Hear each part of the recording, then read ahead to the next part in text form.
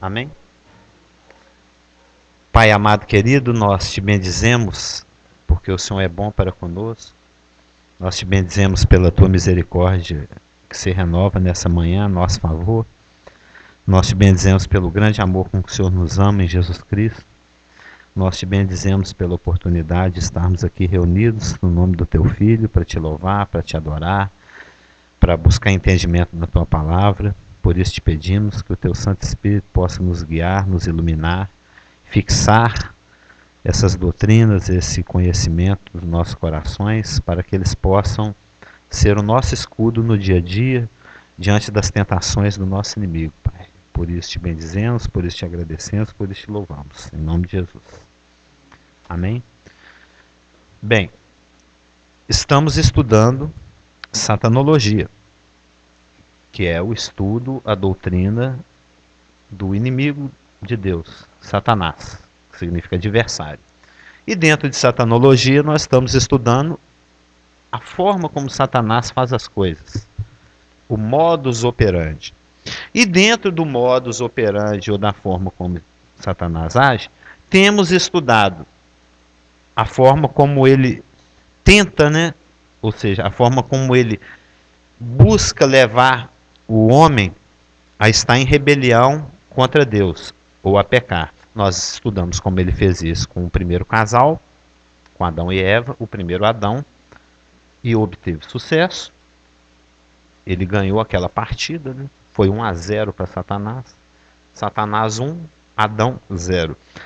E vimos também, estudamos por algumas semanas, a tentação de Jesus Cristo no deserto, que era um homem como nós. Se batesse o joelho, tinha hematoma, sentia calor, frio. Ou seja, ele veio aqui como nosso representante, aquele que é igualzinho. Inclusive na semana que vem, nós vamos dar uma estudadinha num texto de Hebreus que fala a respeito disso. Então, dentro de satanologia, estamos estudando o modus operandi, a forma como Satanás faz as coisas. E dentro da forma como Satanás faz as coisas, estamos estudando a tentação no Éden e a tentação de Jesus Cristo no deserto. E dentro da tentação de Jesus Cristo no deserto, que nós concluímos na semana passada, nós vimos a tentação do transformar pedra em pães, apelando para os apetites físicos, apelando para o corpo. Nós vimos a tentação do, bem, já que você é o filho de Deus, então Deus te protege, então você pode pular. Quando Satanás tentou transformar a fé, a confiança de Jesus Cristo em Deus, em presunção religiosa. E vimos também na semana passada, concluímos, como é que Satanás tentou fazer com que Jesus Cristo evitasse a cruz, alcançasse os seus objetivos sem necessariamente... É aquilo que a gente fala, O ser humano gosta da coisa mais fácil. Ele quer ficar rico sem trabalhar, então ele joga na loteria, por exemplo. Então Satanás quis fazer com que Jesus atalhasse, cortasse caminho, chegasse às glórias da possessão dos reinos do mundo, sem a submissão ao plano do Pai, que passava pela cruz, a solução dos problemas do homem caído. Dentro deste assunto, hoje nós vamos estudar a doutrina do controle, a doutrina do domínio. E eu gostaria de começar esse assunto destacando um princípio espiritual, destacando algo que rege.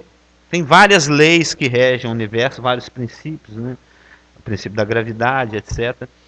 E um dos princípios que rege, que nos caracteriza, é o fato de que a boca fala de que o coração está cheio.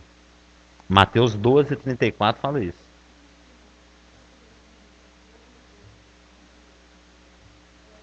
Controle, domínio, quem manda, poder, quem é o chefe aí? É aquilo que eu falei na semana passada, muito de en passant.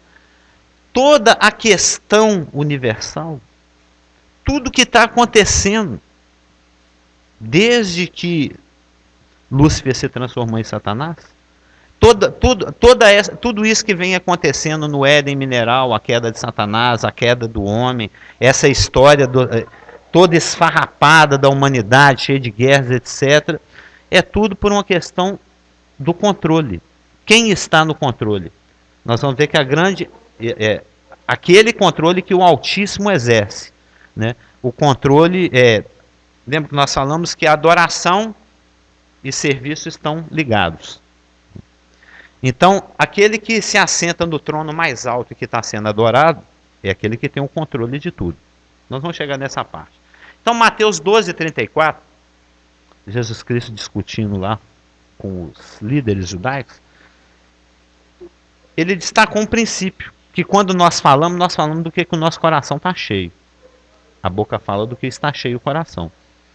E quando a gente abre a Bíblia, lá em Gênesis 1, vamos lá em Gênesis, você vem lendo, no princípio criou Deus os céus e a terra, quando chega no versículo 3, disse Deus, haja luz, e houve luz. Então as primeiras palavras que estão registradas na Bíblia são essas palavras de Deus, haja luz. Então de que é que o coração de Deus está cheio, Isaac? Luz. O que é que inunda Deus? A boca fala do que o coração está cheio. Se a primeira palavra de Deus que está registrada na Bíblia é haja luz, isso reflete o que Deus é por dentro. Com essas palavras, quando Deus fala haja luz, a gente vê que o que preenche o coração de Deus, o que está dentro de Deus, o que caracteriza Deus, é a beleza, a clareza, a pureza da luz. Né? Só tem 3 coisas que a Bíblia fala que Deus é. Eu já falei isso antes. Que Deus é Espírito. A Bíblia fala isso em João 3.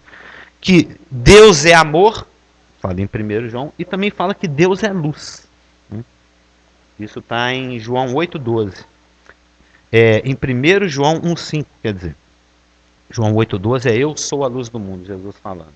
Então nós vemos que a natureza de Deus, ela se revela pelas palavras que ele fala. A nossa natureza se revela por aquilo que a gente fala. Quando você abre a boca e fala, você fala aquilo que está... O que anda passando na sua cabeça, o que tem ocupado a sua atenção, o que tem te incomodado ou te confortado. Ou seja, aquilo, se você só... Nossa, eu só consigo pensar em Atlético e Cruzeiro, a sua boca só vai falar disso. Não é? Tem gente que só fala... Não, mas é normal. Se você só... É aquilo que está ocupando o seu espírito, a sua mente, é aquilo que você só... É o único assunto que vem na sua boca. Né? A boca fala do que está cheio o coração. Então, se Deus, as primeiras palavras de Deus foram haja luz, isso revela que o interior de Deus, que o que inunda o coração de Deus é luz. E a 1 João 1,5 fala que Deus é luz. Aliás, Jesus falou, eu sou a luz da vida. Né? Então, por isso que ele podia criar. Que aqui o contexto aqui de Gênesis 1 é a questão da criação. E em 1 João 1,5 fala que Deus é luz e não há nele trevas nenhuma. Então, se não há trevas em Deus, então nele não tem nenhuma mentira, não tem nenhum engano, não tem nenhuma pegadinha, ele não fala uma coisa e depois é outra, não tem nenhum pecado, não tem nenhum desvio, não tem nenhuma impureza em Deus. Deus é aquela pessoa tranquila. Já as primeiras palavras que a gente encontra de Satanás na Bíblia, que são nossas conhecidas, nós estudamos por várias semanas, se encontram em Gênesis 3, de 1 a 5. Quando a gente lê lá as palavras de Satanás, o que é que a gente percebe que está no coração de Deus, de Lúcifer, de Satanás? Quando a gente lê, é assim que disse Deus? Não comereis de toda a árvore do jardim? As palavras de Satanás. O que caracteriza as palavras de Satanás? Nós vamos ver em detalhes. A dúvida, a contradição e a mentira. Né? Satanás tem um método. Nós estamos estudando a metodologia de Satanás. Então Satanás ele tem um método para te afastar da palavra de Deus. Para te fazer não confiar na palavra de Deus. Para te fazer desconfiar da palavra de Deus. O importante é que você não creia na palavra de Deus. Nós observamos que na tentação, o inimigo se aproximava de Jesus, fazia uma proposta, uma oferta. Como é que ele respondia? Usando a palavra de Deus. Ele usava a palavra de Deus para se defender. É a palavra de Deus que nos defende. É o nosso escudo da fé. Quando você liga a televisão e tem algum pregador falando lá, Esse negócio de falar que uma vez, eu já ouvi isso, esse negócio de falar que uma vez salvo, salva para sempre é do diabo. Faça a sua parte, irmão, senão você perde a salvação. Isso aí não é Deus falando. Esse não é o Espírito de Deus falando. Porque a coerência teológica, a coerência da palavra nos mostra o contrário. Que a salvação é algo que não se perde, é algo garantido, é algo consumado, é algo definitivo. Que os dons e as vocações de Deus são irrevogáveis. Então, se você escuta algo diferente do que a palavra fala, seu coração fica tranquilo, fica preservado. Por quê? Porque você tem um escudo da verdade para te defender. O conhecimento, a tranquilidade que a palavra de Deus te dá, e você conhece a palavra de Deus que você estuda, ou se não estuda deveria, é que te protege. E Satanás sabe, Salmo 119, 105 fala que lâmpada para os meus pés é a tua palavra e luz para os meus caminhos. Alguém já brincou assim de ou só fechar o olho ou colocar uma venda no olho e tentar andar por aí? Você viu como, quando você está com o olho tampado, você tromba mais, machuca mais, tropeça mais, bate mais a testa na parede do que quando está com o olho aberto. Porque quando você está sem luz, sem treva, não sei, eu já passei por essa situação como passageiro. Alguém já deve ter.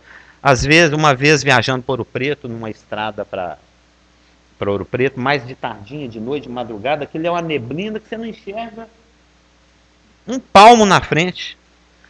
O motorista do carro, ele abria a porta do carro e ficava olhando por debaixo da neblina para ver se vinha farol lá na frente. E o farol do carro dele ainda estava meio pifando. Ou seja, nós estávamos numa situação de madrugada, no escuro, neblina cerrada e com farol pifando. É difícil andar nessa situação. É difícil. Andar no escuro com pouca luz é difícil. Sem luz nenhuma é praticamente impossível. É isso que Satanás quer. Que você ande pelo seu caminho sem ter luz, sem saber para onde você está indo. Sem rumo. Por isso que ele quer desacreditar a palavra. Que ele quer que nós não creiamos na palavra, que nós desconfiemos da palavra. Que a gente pensa assim, Deus falou isso, será que é mesmo? Será que é verdade? Será que eu posso contar com ele? Na prática a coisa não é bem assim não. E essas conversas não procedem do Espírito de Deus. Então se você não confia na palavra de Deus, as trevas não deixam ser. Ou seja, se você não confia na palavra de Deus, porque Satanás tem um plano para te fazer desconfiar da palavra de Deus. Se você desconfia na palavra de Deus, você não confia, você não tem luz para o seu caminho nem lâmpada para o seu pé. Você vai sair por aí batendo a cabeça. Você vai sair por aí errando. Você vai sair por aí. Não tem aquele texto de Atos 17, 27 que fala que os incrédulos eles ficam por aí tateando, vendo se pode encontrar Deus. Não. Deus vai com Deus, Deus te paga, Deus te cria, Deus, todo mundo fala. Provavelmente é o Deus desse século, mas tudo bem. Então, falar de Deus, ser religioso, é muito bacana. Mas e confiar em Deus? Mas e viver de acordo com a palavra de Deus? Então todo mundo busca Deus, todo mundo quer Deus. Então fica tateando, procurando para ver se porventura consegue achar. Por quê? O Deus desse século, ele cega. 2 Coríntios 4,4, é 1 ou 2 Coríntios 4,4 fala que o diabo cega o entendimento das pessoas, dos incrédulos, para que eles não vejam o resplendor do evangelho da glória de Cristo e sejam salvos. Então o assunto de Satanás é trevas, é escuridão, é ficar sem rumo, é não saber para onde vai, é não ter bússola, não ter lâmpada, não ter lanterna, não ter farol, não saber para onde vai. Por isso, o grande trabalho de Satanás é desacreditar o que Deus falou. Então, quando ele se aproxima de Eva, é assim que Deus disse, ele chega lançando dúvida. Porque quando você anda nas trevas, você está no terreno dele.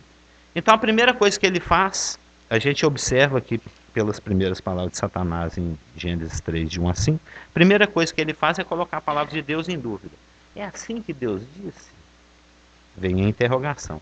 Logo depois dele ter plantado a dúvida, ele contradiz a palavra de Deus. Ele mente descaradamente. Deus falou, no dia em que dele comerdes, certamente morrerás. Ele vem, é certo que não morrereis? Ou seja, está contradizendo a palavra de Deus, falando exatamente o contrário, ele está mentindo. E depois de ter colocado dúvida, depois de ter contradito a palavra de Deus, aí ele reinterpreta. Aí ele coloca do jeito que ele quer. Que é a sequência do diálogo dele. Porque Deus sabe que no dia em que dele comerdes, vocês vão abrir o olho. Olha como a mentira dele. Vocês estão em trevas. Peca e vem para a luz. Vocês estão com o olho fechado. Vocês não estão sabendo para onde vocês vão. Vocês têm que comer do conhecimento do fruto, do conhecimento do bem e do mal, para o seu olho abrir. Para você vir para a luz, para você enxergar. É tudo o contrário. Ele está chamando para as trevas. Ele vai, se a Eva comer desse fruto, ela vai ficar cega. Ela vai ficar tropeçando, ela vai ficar sem luz, ela vai perder a comunhão com Deus. Ela vai morrer. Mas ele mostra o contrário. Ele põe em dúvida, contradiz e depois reinterpreta. Aí ele dá a versão dele. E dentro da versão dele, aí nós vamos descobrir o que está no coração de Satanás. As palavras dele aqui em Gênesis 3:5. Porque Deus sabe que no dia em que dele comerdes, se vos abrirão os olhos, e como Deus sereis. E como Deus sereis. Então, o que está no coração de Satanás?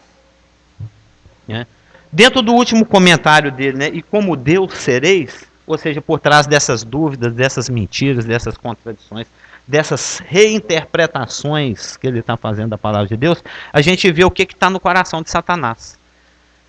O desejo, a obsessão de ser igual a Deus. Talvez só Elaine ou alguém assim com 40, 50 anos como nós, é que vai lembrar, há muitos anos atrás passava, talvez a Márcia também. Há muitos anos atrás tinha uma propaganda de um desenho, de uma revista em quadrinho.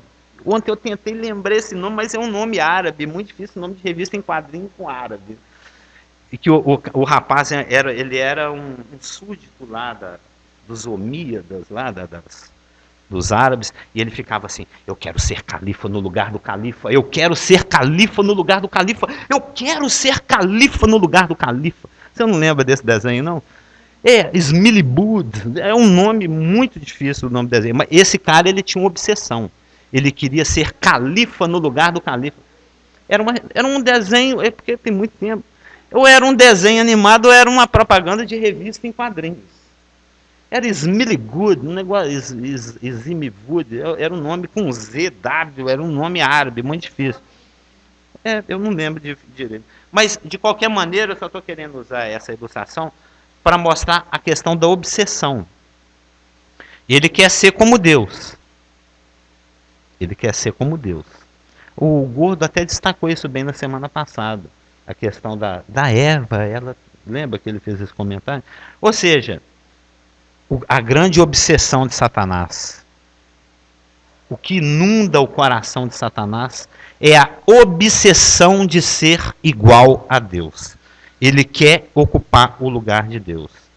Ele quer, então ele vai usar a dúvida, a contradição e a mentira para enganar o livre-arbítrio do ser humano, para iludir o ser humano, para que o ser humano tenha o coração cheio disso que Satanás tem.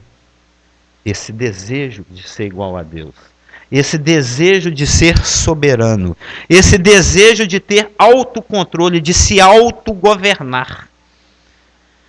O grande objetivo de Satanás com cada alma humana é colocar cada ser humano, cada alma humana em rebelião à vontade de Deus. Deus tem um plano para a sua vida. Deus tem uma vontade para a sua vida. Todo dom perfeito desce do Pai das luzes, em quem não há sombra de variação. Então tudo que é bom procede de Deus. Mas Satanás quer que você saia fora da esfera do controle de Deus. Que você saia debaixo da soberania de Deus. Que você saia da vontade de Deus. Que você saia do governo, do controle de Deus e estabeleça o seu próprio governo. O seu próprio controle. O seu reino pessoal. Quem manda em mim sou eu. Eu faço o que eu quiser. Eu não presto satisfação para ninguém. Isso é ser Satanás. É ser independente de Deus. Em um grau pequenininho, numa questão muito pequena. Não, eu deixo Deus cuidar de tudo na minha vida, menos do meu casamento, ou do meu dinheiro, do meu... Quando você separa algo, uma área da sua vida onde Deus não mexe, ali é Satanás que trata. Porque ou é um ou é o outro. Entendeu? Então, tudo que Satanás quer para o ser humano é que ele substitua a vontade de Deus pela sua própria. É que ele estabeleça um reino soberano, que se alna. Então, toda mentira e toda tentação é um apelo para a sua vontade. Seja igual a Deus. Seja soberano. Seja governante. Seja autossuficiente. Autocontrole-se. Tome as suas decisões. Não dê satisfação para ninguém. Não obedeça a ninguém. Faça o que está na sua cabeça. Toda a mídia, o planeta inteirinho, tudo em todo lugar, os outdoors, propaganda, tudo aponta para isso. Faz por si mesmo. Se autocontrole. Seja autossoberano. Se autogoverne. Não deixa ninguém mandar em você, não. Principalmente Deus. Subentenda-se, né? Principalmente Deus. Então, é aquilo que o pastor falava, né? Ou você vive um mistério, ou você vive em mistério. Você vive o mistério da vontade de Deus para a sua vida. Você acorda, não sabe o que te espera, mas como você está vivendo o mistério de Deus para a sua vida, você sabe que o que vai vir ali é bom.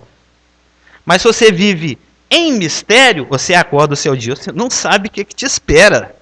Você só tem a certeza de uma coisa: não é bom, não presta. Você está sozinho. Se vira. A questão, sabe o que é do pecado? É que a gente, eu vou me governar, eu me viro. Mas na hora que você quebra a cara, né? Não, me dá meu dinheiro da minha herança aí. Eu quero gastar do jeito que eu quiser. O filho pródigo falou: me dá minha parte aí, tem direitos. Eu vou sair por aí esbanjando. Esbanjou tanto que não sobrou nada. Na hora que ele estava no aperreio, que ele estava passando fome, aí eu falei: pai, ainda bem que tem misericórdia. E meu pai: não, festa! O outro lá ficou até enciumado, Israel no caso, né? Que é o filho pródigo, que seria a igreja. Mas, festa! Que o coração do pai é outro. Então, para te levar a essa independência cega e errante, eu sou sozinho, independente, eu cuido de mim mesmo. Com aquela varetinha aqui, a varetinha do cego, né? Eu sou autossuficiente. Eu sei para onde eu vou. E sai com a varetinha. A bengalinha do cego, né? Então, para te levar a essa independência cega e errante, Satanás nos ataca nas nossas fraquezas. Onde é mais fácil. Aquela velha história da TPM da novela repetida. Que a Marluce me atualizou. Mas ele ataca no momento oportuno. Então ele vai atacar. Para conseguir que você se torne independente, né, e cego, ele vai apelar para os apetites. Aí ele vai falar para a árvore, para a Eva. Para a árvore não adianta muito, né? A não ser que ela seja aquela árvore McDonald's, né? Tem gente que veste de árvore, tem uns de Minnie, né? Tem uns de Darth Vader. Ele apela para os apetites. Aí ele fala para Eva: você pode comer da árvore. Ele fala para Cristo: você pode mudar a pedra em pão. Ele apela para a alma, para o ganho pessoal, né? Não, você pode comer que você não vai morrer, não. Ou seja, você ganha conhecimento do bem e do mal e não paga o preço, não morre. É a proposta dele. Ele chega para Cristo e fala: não, você pode pular, ganhar o reconhecimento messiânico, lembra? Pular lá do pináculo, e você nem vai se machucar. É um ganho. E ele apela também para o poder e a glória. Essa questão que nós estamos falando. A questão do domínio, do poder, da glória, do controle. Você vai ser como Deus, ele falou para Eva. Ou, como falou para Cristo, você vai ter todos os reinos do mundo. Fácil.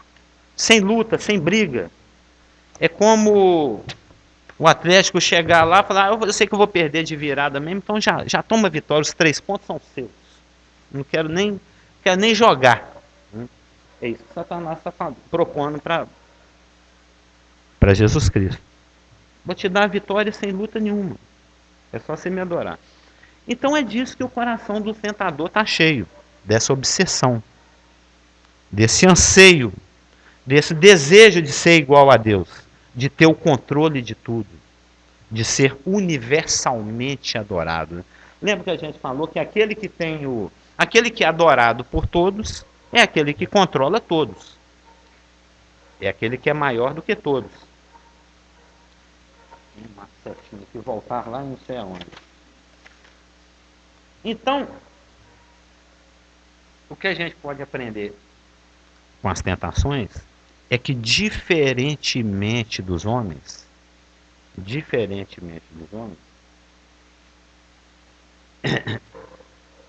o Senhor Jesus não reage às tentações da forma como nós reagimos. Lembra que nós falamos que os princípios e os valores dele são outros? O que Satanás está oferecendo para Jesus Cristo é pequeno perto do que ele deixou para trás, objetivando outros valores, nos resgatar, nos redimir, etc. Então, quando Satanás oferece o controle, tudo isso te darei se prostrado me adorares, ele está oferecendo algo que qualquer um receberia. Mas com Jesus não colou, porque ele tem um objetivo fixo, ele tem um alvo, ele tem um goal, né? um lugar aonde chegar. Ressuscitar depois de pagar os pecados. Consumar uma obra, para depois assumir os reis do mundo. Nós é que temos esse desejo de querer mandar. Isso deve acontecer até a nível escolar, né? Quando você é escolhido como chefe de turma, você fica se achando. Né? Uma giletinha desse tamanho, você sobe numa gilete de tamanho e já está achando que é Deus. Você observou como o ser humano gosta de ser reconhecido como aquele que manda? Quem que é o chefe aí? Sou eu. O cara fala até com a boca cheia. Então, o controle, ter poder na mão, é algo tão ambicionado, como o Geraldo Gordo falou, na semana passada. Ele inoculou, ele transmitiu esse desejo para a humanidade, através da queda. Esse desejo de querer ser como Deus. A gente vê isso lá no caso do Nabucodonosor, vê isso no caso lá daquele rapaz do Novo Testamento que morreu, o Herodes. Nem sei se ele era velho, mas vamos falar que é um rapaz. Então, essa questão do controle, de querer de ser aquele que manda, é um assunto que percorre a Bíblia desde Gênesis, desde Apocalipse. Já nos primórdios da humanidade, vamos começar lá de Gênesis. Já nos primórdios da humanidade, teve uma revolução. Vamos chamar de revolução mesmo. Eu aproveito e tomo água.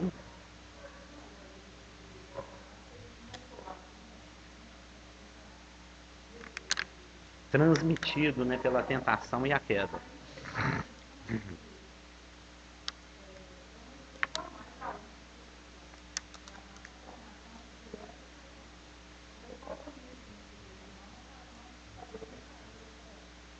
Não, o conhecimento do bem e do mal é o lado positivo. É o que o homem está ganhando, pagando o preço de morrer. Sim. A questão do conhecimento do bem e do mal, na realidade, é o lucro. Não é o problema. O grande problema é, quem é o mentiroso aí? O que falou é certo que morrereis, o que falou que é certo que não morrereis? Essa que é a questão. A vontade vai ser... o fruto manifesta o que está... Pelo fruto se conhece a árvore. A decisão de Eva em crer que Deus é mentiroso e Satanás verdadeiro mostrou o que realmente estava no coração dela. Uma desconfiança para com a pessoa de Deus. E o primeiro que apareceu e fez uma promessa, ela confiou nele, no caso Satanás. Então, essa questão do controle, de quem é que manda, a gente vê que houve, por exemplo, lá nos primórdios da humanidade, assim que os seres humanos saíram da arca, né, vão começar a reconstruir o planeta. Né? Desde que o ser humano reiniciou a população da Terra, após o dilúvio, essa questão do controle já apareceu. Já houve uma revolução por causa de quem é que ia mandar. Porque Deus tinha expressado a vontade dele. Crescer e multiplicar e encher a terra. Aí Satanás, sempre na contramão, colocou algo no coração do homem. Vamos nos juntar. Vamos nos unir. Vamos construir uma torre que nos leve até o céu. Vamos fazer o nosso nome famoso. Então existem duas vontades expressas aí. A de Deus espalha e a de Satanás ajunta e fica forte. Unam-se a mim na rebelião contra Deus. Né? Quem é que tem o controle das coisas? É Deus ou é Satanás? Então já houve, nos primórdios da humanidade, uma revolução para determinar quem é que ia mandar no destino do homem. Se ia ser Deus ou se ia ser Satanás. Aí houve a questão da confusão de línguas para tentar anular essa rebelião. Né?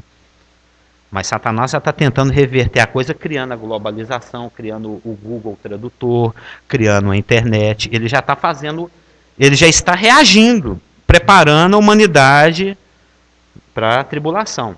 Ele está neutralizando o juízo que Deus lançou sobre a humanidade por causa de Babel. Ou seja, ele está tentando babelizar a humanidade novamente. Isso vai acontecer até a metade da tribulação. Isso aí consuma, né? É a mulher, é a Babilônia Grande, é Apocalipse 17, 18. É outro assunto. Também nos primórdios da história de Israel, qual que era a grande preocupação de Abraão? Qual que era a preocupação do Abraão? Se ele tinha filho ou se não tinha. Eu vou ter ou não vou? Por que ele está preocupado em ter ou não ter filho? Porque o herdeiro das coisas dele, de toda a fortuna pessoal dele, era um empregado mais velho. Ou seja, quem ia ficar no controle de tudo que ele estava juntando? Um empregado. A grande preocupação de Abraão era ter um herdeiro. Alguém sangue do meu sangue para assumir o controle das minhas empresas. Não é essa a preocupação dos ricões? Né? Porque quando Deus chamou Abraão, ele era um homem normal ainda. Ele era um idólatra caldaico, né? Ele era um babilônico qualquer, um caldeu. O que fazia com que Esaú e Jacó fossem inimigos desde o ventre da mãe? A disputa pelo controle da herança do Isaac. Não esse aqui. Porque esse aqui ainda não é rico, né? Mas o Isaac já era ricão na época. E o primogênito é aquele que tinha a melhor parte do bolo, né? Era aquele que assumia o controle das empresas do papai. Então Jacó e Esaú brigavam o tempo todo por causa dessa questão do controle. Na revolta do Coré, lembra? Eles questionaram a autoridade esqueci o nome do irmão do Moisés, do Arão. Questionaram a autoridade. Questionaram a autoridade de Moisés diversas vezes. Quando Israel estava acampando pelo deserto, peregrinando. Quando se questionava a liderança de Moisés e de Arão, o que se estava sendo questionado? Quem controla? Quem é que manda nesse negócio aqui? Eu falo, estou achando que não é você não, que você não está sabendo fazer as coisas, Moisés e Arão. Eu quero assumir esse... É a revolta de Coré. Todas as revoltas, tudo aquilo que aconteceu, todos aqueles desentendimentos no deserto, era uma briga pela disputa do controle do rebanhão chamado Israel. Sim. Todas as pelejas, as lutas, as guerras que aconteceram nos livros dos reis, todas as pelejas, as lutas que os reis de Israel enfrentaram, todas as disputas dos reis antigos lá no Velho Testamento, era uma questão para ver quem controlava o quê? A terra prometida. Era uma questão de controle.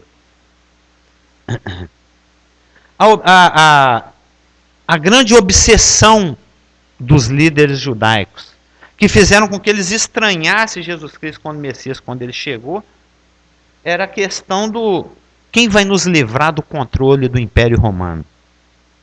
Quem vai nos livrar do controle do Império Romano? O verdadeiro Messias vai nos libertar do domínio gentílico, né? Porque é algo que foi estabelecido desde lá, quando Israel foi levado para o cativeiro. É o tempo dos gentios que começou. Então os gentios pisam em Jerusalém do jeito que eles quiserem. Isso acontece até hoje, está acontecendo agora. E o judeu da época de Jesus estava inquieto. Nós não temos controle da nossa própria terra, da nossa própria capital. O Messias vai nos livrar disso, mas esse Messias aí é muito pífio. Ele não faz nada. Os próprios por que os líderes judaicos não queriam? Eles sabiam que Jesus era o Cristo. Eles sabiam. Nós já lemos isso. Mas por que eles não reconheciam isso publicamente? Para não perder o controle. Puxa, eu sou o líder judaico, quando eu passo balançando pelas ruas as minhas amêndoas, né, penduradas nas minhas franjas, com meu cabelinho sem cortar, tal, o povo todo, lá vai o Papa, né, lá vai o bispo, beija o anel do bispo, esse aqui é... todo mundo se prostrava, ele ia passando, ele era autoridade. Eu conheço de Bíblia, eu sei tudo da Torá, eu ensino religião na sinagoga. Então eles tinham um status, eles tinham uma posição social reconhecida, eles eram super bajulados, e eles não queriam perder isso. Isso eu falei em Mateus 7, 29 e Mateus 27, 18. Eles não queriam perder o status dele, o controle da situação, da religião do povo. Jesus, esse rapaz aí, ele é Deus em carne, ele é o Messias, mas se a gente reconhecer, como é que vai ficar a nossa religião? E a minha posição? E o meu status? Vai que nessa nova religião eu vou ser o faxineiro, nem pensar, mata esse rapaz, mata esse cara aí, abafa. Não deixa ele ficar falando isso não. E se ressuscitar mesmo, paga e fala que não ressuscitou. Suborna os guardas aí, dá um jeito. O que ficava? Jesus está lá ensinando o amor, a paz, o reino de Deus. Os discípulos ouvindo aquilo tudo, vendo pedra, vendo peixe, pão ser multiplicado, ele andando em cima da água, acalmando o mar, falando do reino de Deus, e eles estão preocupados com o quê? Lá no reino de Deus, quem que vai mandar, hein? Quem que vai sentar à direita? Quem que vai sentar à esquerda? Quem que vai ter o controle, hein? Quem que vai ser o peixe dos homens? Eles estavam preocupados com quem? Com quem que vai estar no controle. Ainda vem uma mãe, ainda fala, não, puxar a sardinha, porque o verdadeiro amor, eu estava até falando isso com a Marluce, né? Quando você ama, você empurra a brasa para a sardinha alheia. Mas quando você é um homem natural, você puxa as brasas para o lado da sua sardinha. Você lembra do você fica à vontade, não, você. Aquela troca de gentileza, não sou do meu amado, ele é meu, não, eu te amo, não, você que é uma gazela louca, não, você que é uma cavala do faraó, não, você que é um... Ele fica se elogiando, né? Lindo você. A noiva ali elogiando o noivo elogiando a noiva. Aquele carinho. Mas o discípulo estava preocupado. Quem é que vai mandar, hein? Lá no reino, que ele é o Messias, vai estabelecer o reino, eu quero ser o maioral. Ainda veio a mãe e falou, Senhor, eu faço questão que os meus filhos, João e Tiago, sejam os maiorais lá no reino de Deus. A mãe dos caras lá quer mandar em algo que o pai é que decide, né? Nem Jesus Cristo, nem o filho decide isso. E quando eles vinham... É uma máfia, né? O que a máfia faz? A máfia, ela não quer... Eles achavam que aquilo que estava sendo formado ali era uma máfia. Né? Eles queriam estar no controle. Senhor, quem é que vai estar direito? Eles queriam destruir a concorrência. Mestre, eles estão curando por aí no seu nome. Quer que manda fogo do céu? Quer que eu mato os caras tudo? Porque nós estamos perdendo o controle da coisa. O monopólio da cura, né? O monopólio do evangelho é nosso. E tem esse outro grupo aí que agora inventou de expulsar demônios, de pregar Jesus também. Está errado, Senhor. Deixa nós matar esse. Vamos jogar fogo do céu. Está lá em Lucas 9, 51 a 56. Deixa a gente jogar fogo do céu aqui e eliminar a concorrência. Estamos perdendo o controle da situação. Isso é mágico. Mateus 9, 38. Eles estão querendo proibir a concorrência. Aí Jesus teve que ensinar esse pleito, essas coisas que eles pleiteavam, foi uma oportunidade para Jesus ensinar o seguinte: ou se você quiser ser o maior, você vai lavar privada. Você que vai fazer o serviço menorzinho de todos, você vai ser o mais chulezinho aqui. Aí quando chegar lá, você é o grandão. Se você quiser ser o grandão lá, seja o menorzinho aqui. Varre rua aí, vai lavando os vasos, vai enxugando, vai pintando as paredes, vai fazendo, vai servindo a toa, vai lavando o pé de todo mundo, vai lá na praça, seja serviçal, seja submisso, seja humilde, submeta-se, considera que todo mundo é mais inteligente, maior que você, se coloque na posição, calça sua sandalinha da humildade e fica caladinho no seu canto, só servindo. Aí quando você passar pelo BIMAR, pelo Tribunal de Cristo, aí lá você vai brilhar e vai ser grandão. Bom, esses que acham que é muita coisa aqui, quando chegar lá, Jesus vai dar uma vassourinha e fala, vai varrendo aí, filhinho. Aqui ele era um pregador a nível mundial, aparecendo nas televisões lá no céu, ele vai ficar ali varrendo o cantinho. Terminei aqui, viu, senhor? Coloca aquele negócio que empregada coloca, né? A bandana, como é que é aqui? E vai para a cozinha fazer o serviço. Então ele teve que ensinar os discípulos, tinha que ser igual ele fez. Eu deixo toda a minha glória e venho aqui servir. Lavar o pé da pessoa que vai me trair. Né? E sabe-se lá se Judas tinha chulé. Não sabemos, né? É provável que não, porque eles não usavam nada abafado. Eles usavam sandália, então os dedos ficavam ali refrescando. Pelo menos isso. Então, aquele que veio lá da glória assumiu uma posição de subserviência, né? De servo de todos. E falou, ó, segue meu exemplo. Se você quiser ser grande, você tem que ser pequenininho. Então Satanás, ele usa esse desejo que o ser humano tem de querer exercer poder. É que eu fui lá, depois eu tenho que voltar aqui. De querer exercer poder para promover o pecado. Ele tentou isso com Jesus Cristo. Tudo isso te darei se prostrado me adorar. Ele estava supondo ou querendo implantar no coração de Jesus esse desejo de querer ser o que manda em tudo. Os coríntios tinham uma fixação de estar no grupo dos que manda. Opa, o Paulo é o melhorzão, então vou para o grupo dele. Não, os que mandam é a turma do Apolo. Tinha uns mais espirituais que falavam assim, não sou de Paulo, nem sou de Apolo, sou de Cristo. E tentava fazer uma panela também. Existiam grupos dentro da igreja de Coríntios para ver, disputando para ver quem é que manda. Né? E eu estou tentando varrer, estou vindo de Gênesis, passei ali pelos evangelhos, agora estou aqui nas cartas, quando você chega lá em... Quando você lê as recomendações de Efésios, de Colossenses, que Paulo, o Espírito Santo, instrui a família através de Paulo, a gente observa que é tudo para tentar... O Espírito Santo está tentando harmonizar a família cristã para ver se não tem disputa pelo poder. Porque o marido, ele é tentado a abusar do poder, né? Eu é que mando, então vai ser do meu jeito. Aí ele é cruel com a esposa e com os filhos. Então, o marido tem a tentação, ele é tentado por Satanás para ser... E ele já tem o poder, então abuse do poder. Já com a esposa, ele tenta a mulher a usurpar o poder. Tomar o poder da mão do homem. Fazer no lugar do homem. Para cada um, ele tem uma tentação. Então, o marido abuse do poder que você tem. Mulher, tome o poder da mão do marido. Né? Não obedece ele em tudo também, não. Algumas coisas ele decide, outras coisas você decide. E já os filhos são tentados a se rebelar contra o poder e estabelecer o autocontrole. Então, todo mundo é tentado. Os idosos são dominados, são tentados a dominar o rebanho. Eu já vi isso muito acontecer. Isso está em 1 Pedro 5. Os idosos são tentados a dominar o rebanho. Eles querem ser donos da igreja. Só porque tem cabelo branco e é aquele que mais tempo está sentando na igreja, ele acha que é dono.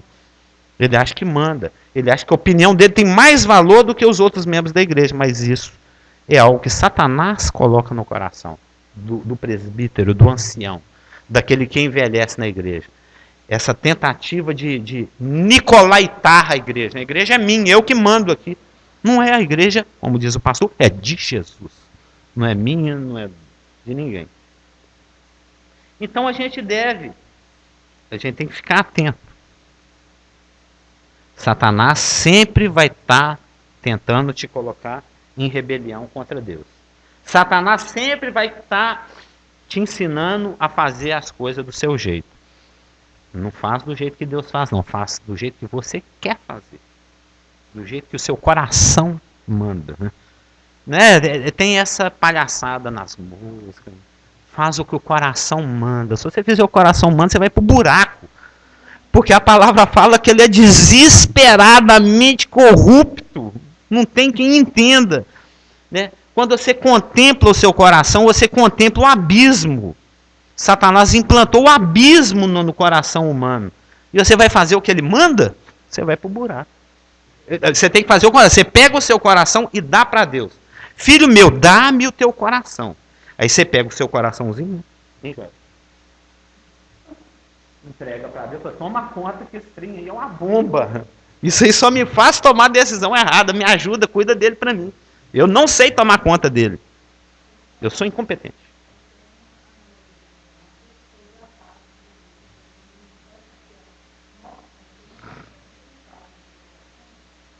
O árbitro, né?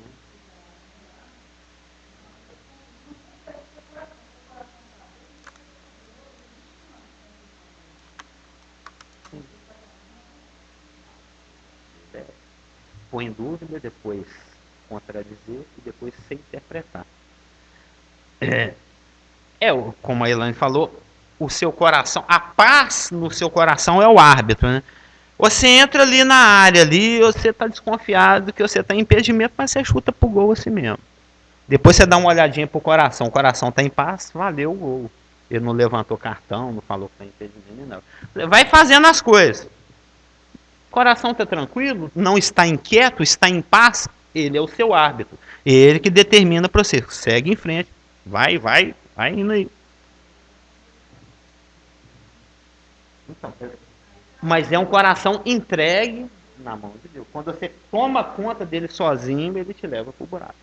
Porque ele é corrupto desesperadamente.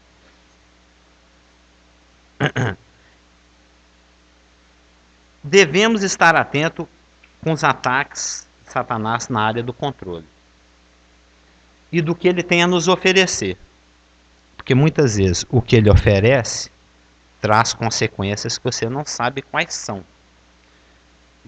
Nós vamos olhar isso pontualmente na semana que vem, que seriam lições que podemos tirar das tentações.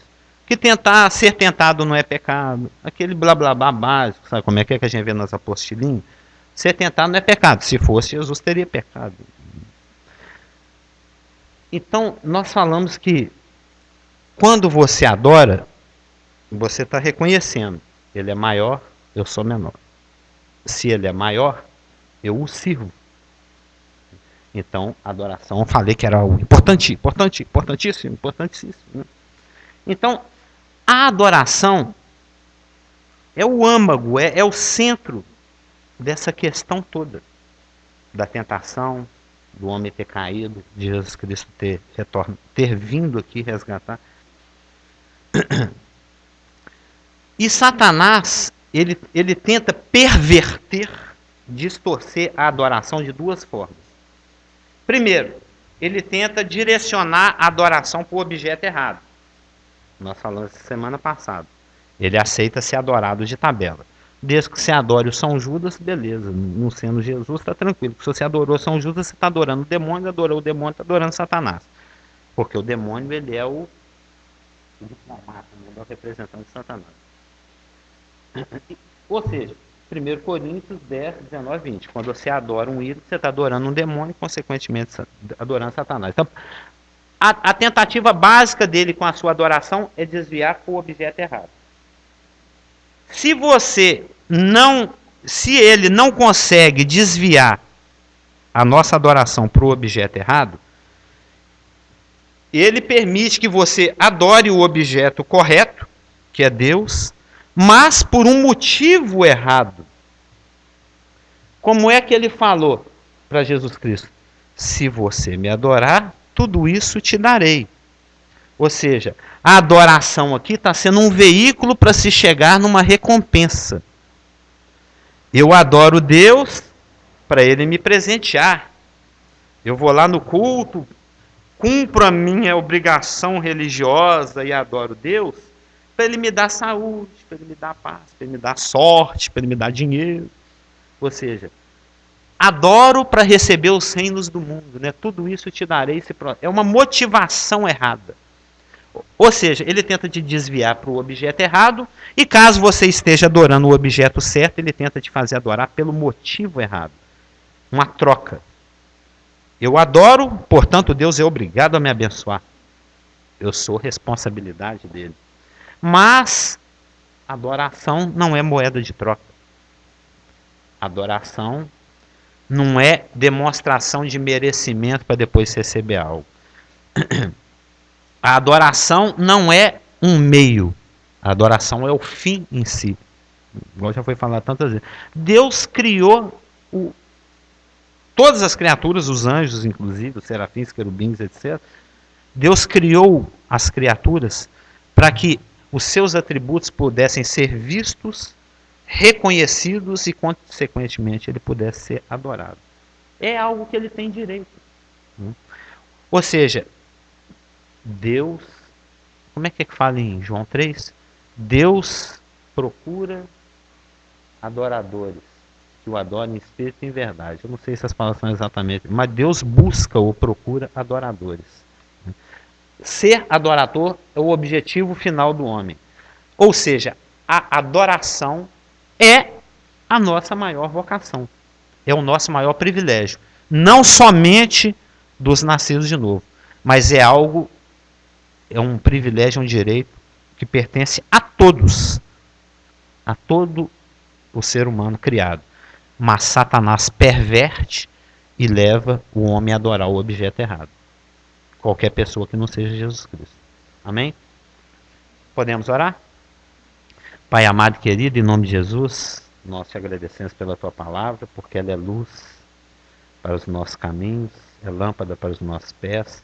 Porém, nós te pedimos que o Senhor possa nos lembrar dela nos momentos de tentação, possamos levantar o escudo da fé e proteger os nossos corações, Pai, com a tua palavra, para que possamos cumprir a nossa verdadeira